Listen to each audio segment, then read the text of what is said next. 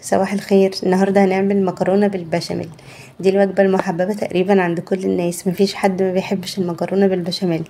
كلنا بناكلها تقريبا مره كل اسبوع، حتى لو عندنا عزومه بنعمل مكرونه بالبشاميل. وفي رمضان كمان بنعمل مكرونه بالبشاميل. النهارده هنعرف طريقه عمل المكرونه بالبشاميل الاصليه، وهنعرف كمان طريقه عمل البشاميل الفرنسي الاصلي، مفيش فيه اي افتكاسات ولا اي مكونات غريبه.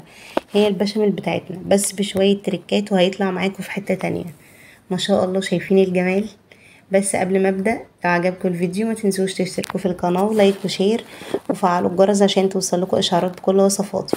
ما تنسوش تحطوا تطبيقاتكم على الجروب بتاعي على الفيسبوك. يلا بينا نبدا.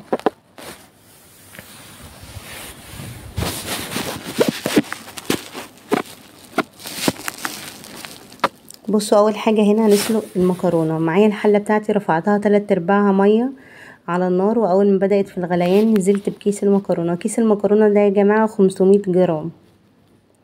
يعني انا ما بحطش لصينيه المكرونه غير نص كيلو، 500 جرام 450 جرام. ويفضل انها تكون نوع كويس. بنسلقها نص سلقه وبعدين بنزل بيها في المصفى واسيبها تبرد على جنب. ما بفتحش عليها ميه بارده ولا حاجه. وبعدين بقى نبدا في تعصيج اللحمه.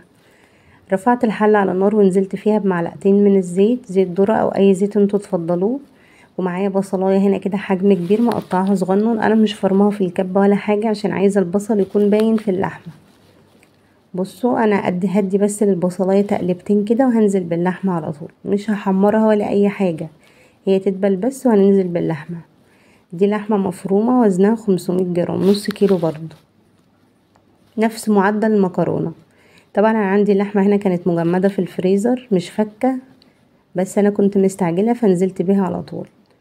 هنا بقى ايه، نزلت بيها على البصله وهقفل عليها بالغطا ونسيبها لحد ما تفك. مش هنقلبها ولا اي حاجه، ولكن لو اللحمه فكه معاكم هتدوها تقليبه في البصله، وبرضه هتقفلوا عليها بالغطا وهتسيبوها لحد ما لونها يغير.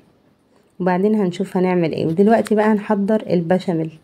البشاميل ده في حته تانية حرفيا، كان طعمه خطير.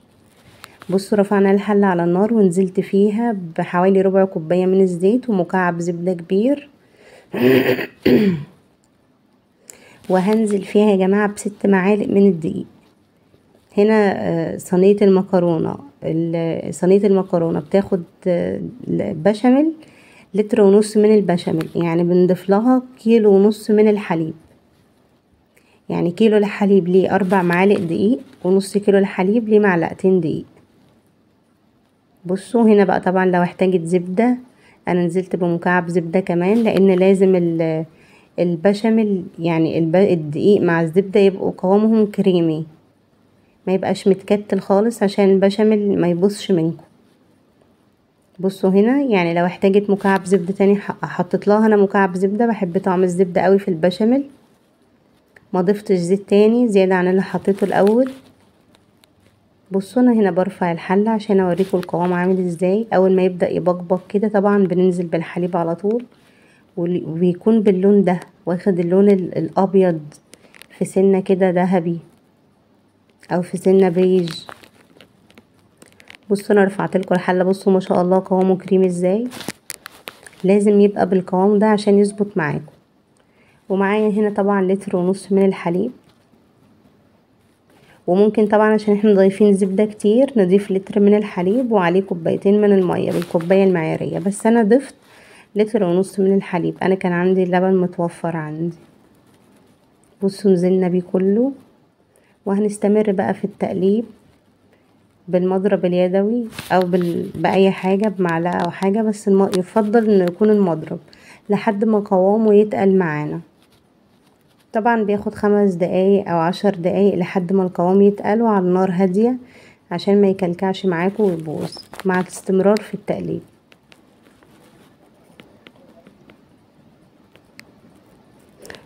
بصوا هنا بقى هنرجع للحمه تاني. كنت رفعت عنها الغطا، كانت اللحمه فكت خالص. نزلت بقى بالبهارات بتاعتي، ملح وفلفل اسود وكمون وسنه كده من جوز الطيب ورشه من ال7 بهارات، وعليهم معلقه كبيره من الصلصه الجاهزه. بصوا قلبت هنا المكونات كلها مع بعضها. وهنا بقى اديت كمان رشه من بهارات لحمه. دي بهارات عند العطار اسمها بهارات لحمه، بس بتخلي الطعم رهيب بجد. وهنا كان معايا جزرتين كده او جزرايه كبيره بشراها، برضو الجزر ده بينقل المكرونه في حته تانية، بيديها طعم حكايه. وممكن كمان لو في عودين بقدونس بنقطعهم بعد ما كده. انا قفلت على اللحمه تماما يا جماعه، خدوا بالكم، قفلت عليها النار.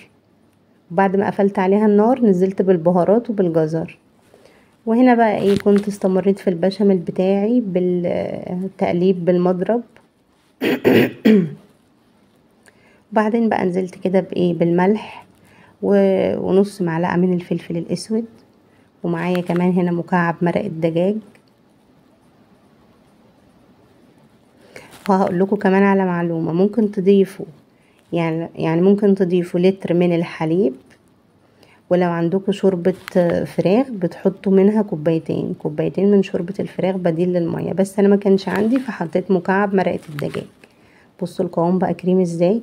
وهنا بقى البصلة دي بصلة كده وسط، بنحط فيها حوالي 10 عيدان قرنفل، وبننزل في البشاميل، بتنقل البشاميل في حتة تانية. ده بقى البشاميل الفرنسي الاصلي على اصوله، بجد جربوه على طريقتي. وكمان البصلاية بالقرنفل بتنقله في حتة تانية، بنحطها فيه كده، بنسيبها تنزل ريحتها وريحة القرنفل، وبعدين بنطلعها طبعا. وهنا بقى معايا الصينية بتاعتي، صينية مستطيلة.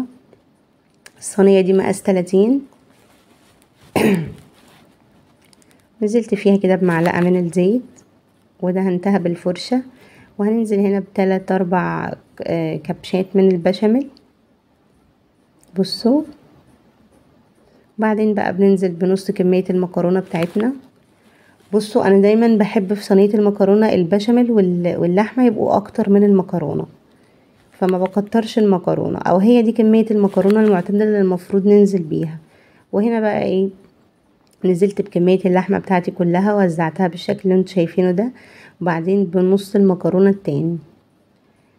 وكان عندي بقى هنا كده شوية جبنة موزاريلا، او ممكن ميكس ما بين الشيدر والموزاريلا، وحطيتهم قبل ما اضيف كمية البشاميل الاخيرة بتاعتي. انا ما بحبش احط الجبن على الوش عشان بتتحرق طبعا في الفرن اول ما بتدخل الفرن، فبخليها في النص، ونفس النتيجة بتدي طعم رهيب. وهنا بقى معايا بضاية، ونزلت عليها برشة فلفل اسود وبنص معلقة من الصلصة، وضربتهم بالشوكة كده.